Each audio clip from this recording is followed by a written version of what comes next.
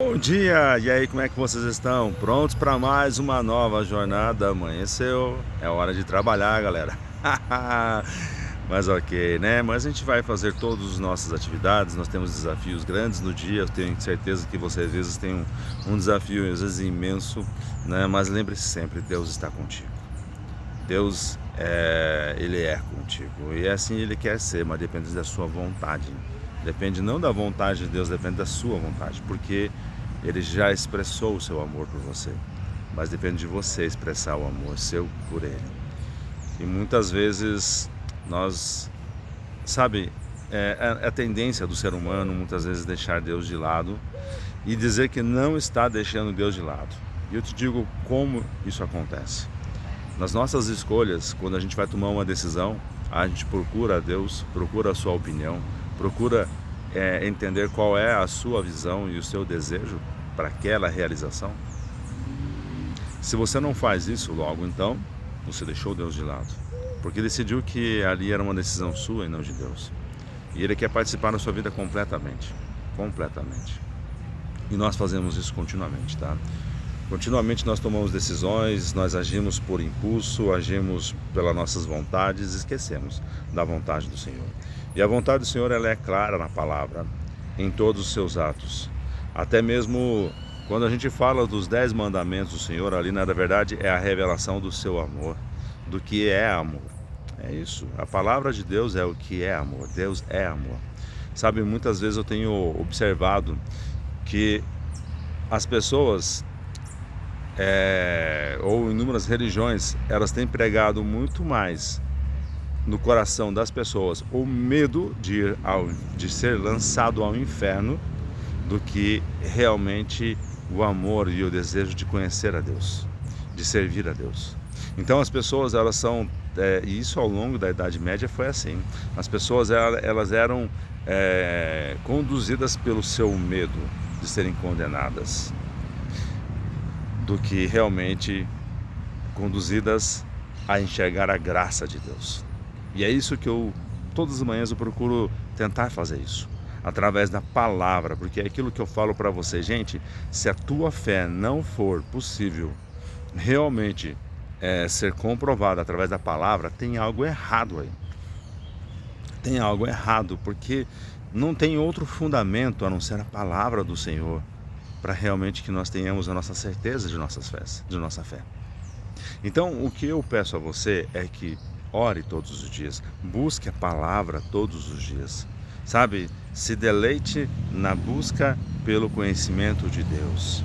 Tem uma palavra aqui em Provérbios que ele fala o seguinte, na verdade não é em Provérbios não, é em Jeremias, e ele fala o seguinte: se não, o rico ele não se gloria da sua riqueza, o sábio não se gloria da sua sabedoria, o forte não se gloria da sua força. Mas se alguém for se gloriar de alguma coisa, que se glorie em conhecer ao Senhor e saber que Ele é Deus que faz misericórdia, justiça e juízo sobre a terra. Então, se você quer se gloriar de alguma coisa, se glorie de conhecê-lo, de buscá-lo, se glorie de realmente estar com Ele e buscar a Ele. Nada mais do que isso. Quando você toma uma decisão em relação a Deus, em relação ao Senhor, diz assim: eu vou seguir agora os caminhos do Senhor, eu vou servi-lo. Deus se alegra de tal forma que você não tem ideia. Porque Deus é amor, a palavra diz isso. Mas ao mesmo tempo em que Deus se alegra de tal forma, o mundo vai contra você. E eu vou dar um alerta a você, um ponto bem importante. Se você diz que segue ao Senhor, mas não faz a sua vontade, logo você não serve.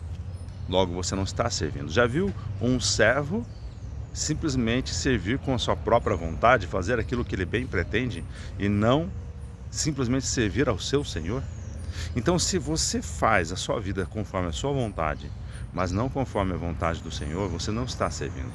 Se a gente não obedece às suas palavras, logo nós não estamos servindo.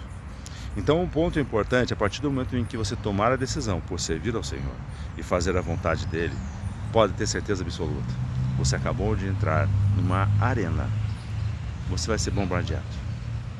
E eu digo por experiência própria, vai ser bombardeado. Mas lembre-se de uma coisa, o Senhor é contigo. O Senhor é contigo. Jesus já venceu essa guerra. Ele já venceu. Ainda há resquícios, ainda há uma batalha grande. Uma batalha qual é? A batalha é realmente levar as pessoas a enxergar o Senhor. Levar as pessoas a desejar a Jesus. Levar as pessoas a obter a salvação pela graça de Jesus Cristo. Levar as pessoas realmente a enxergar a palavra do Senhor e na graça do Senhor Jesus Cristo. Crescer através da sua palavra. Dar frutos, permitir com que Deus, através da sua vida, dê frutos. Dar frutos. Tá? Você como um ramo enxertado na videira. Para que você realmente dê frutos, você precisa olhar para a palavra. Olhar para as suas leis. Viver e buscar a sua direção. E nessa hora você vai ser bombardeado. Que é um exemplo de reconstrução. E uma reconstrução com simplesmente o inimigo lutando contra. Veja as histórias de Neemias, de Esdras. Eu vou pegar a história de Esdras hoje, que está no capítulo 8. Veja que Esdras, ele foi através do rei Artaxerxes. É isso que é o nome dele, Artaxerxes. Ele foi conduzido de volta a Jerusalém para auxiliar nessa reconstrução de Jerusalém.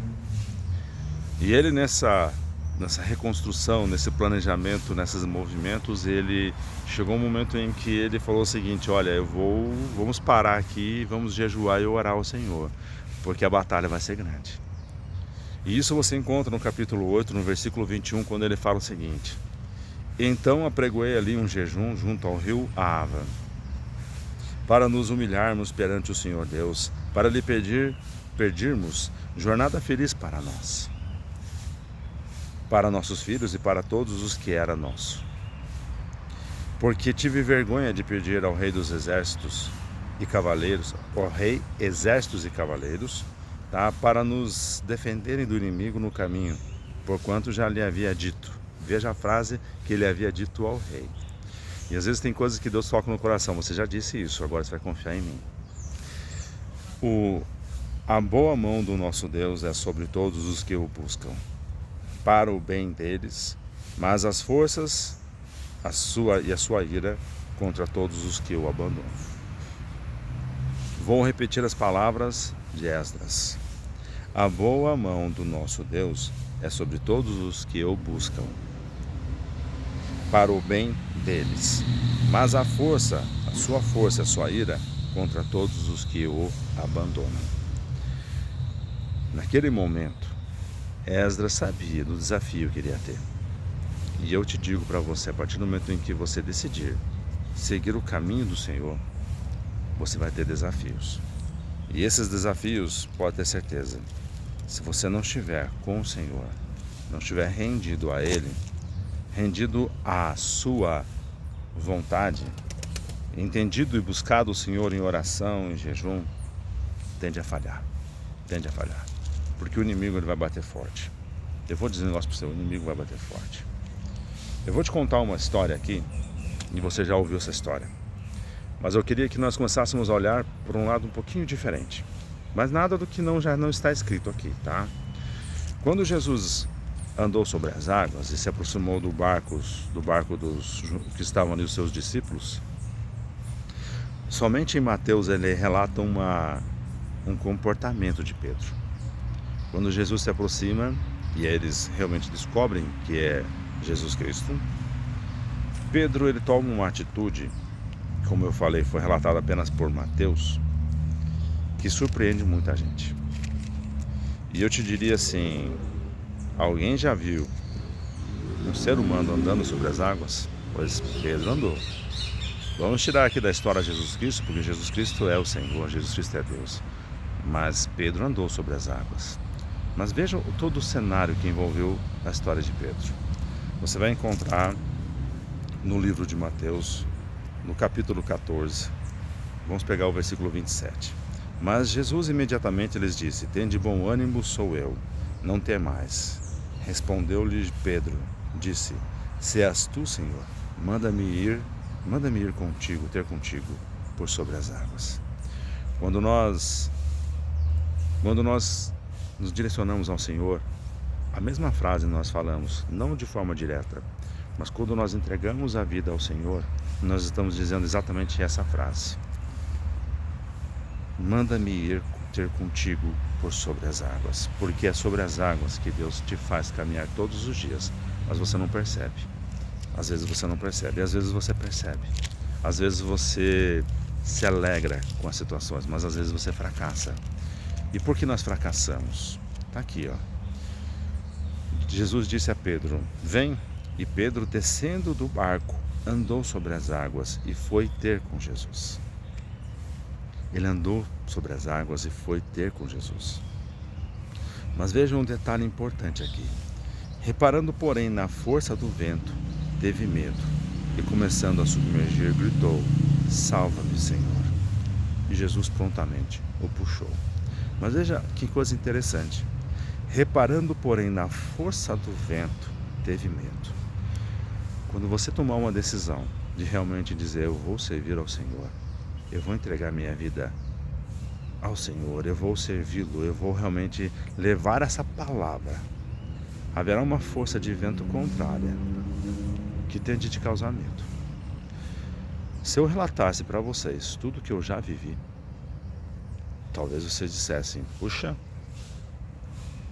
será? É.